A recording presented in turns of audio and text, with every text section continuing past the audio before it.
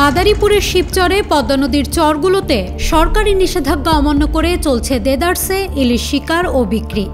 মা ইলিশ রক্ষায় 4 থেকে 25 অক্টোবর পর্যন্ত 22 দিন ইলিশ আহরণ, মজুত, পরিবহন ও বিক্রি সম্পূর্ণ নিষিদ্ধ থাকলেও পদ্মা নদীর বিভিন্ন পাড়ে বসছে মাছের অস্থায়ী হাট। সেখান থেকে রাতভর চলছে মাছ কেনা বেচা। ট্রলার ভরে আসছে ডিম ভরা মা ইলিশ। স্থানীয়দের পাশাপাশি দূর দূরান্ত থেকেও ভিড় জমেছে ক্রেতাদের। ওয়ালটন এখন দেশের সীমানা পেরিয়ে পৌঁছে গিয়েছে 50টিরও বেশি দেশে।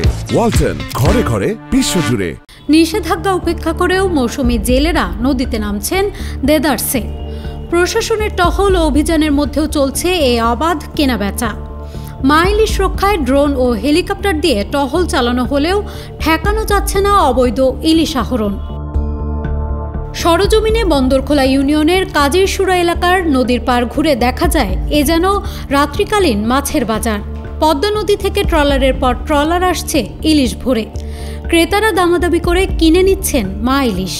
মাছ বিক্রি করে ট্রলার আবার চলে যাচ্ছে নদীতে জাল ফেলার জন্য। শিকার করা প্রতিটি ইলিশই ডিম ভর্তি।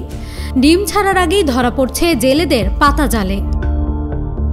শিবচর উপজেলা নির্বাহী কর্মকর্তা HM ইবনে মিজান জানান, এখন পর্যন্ত 31 জনকে জরিমানা ও 12টি ট্রলার জব্দ করা হয়েছে।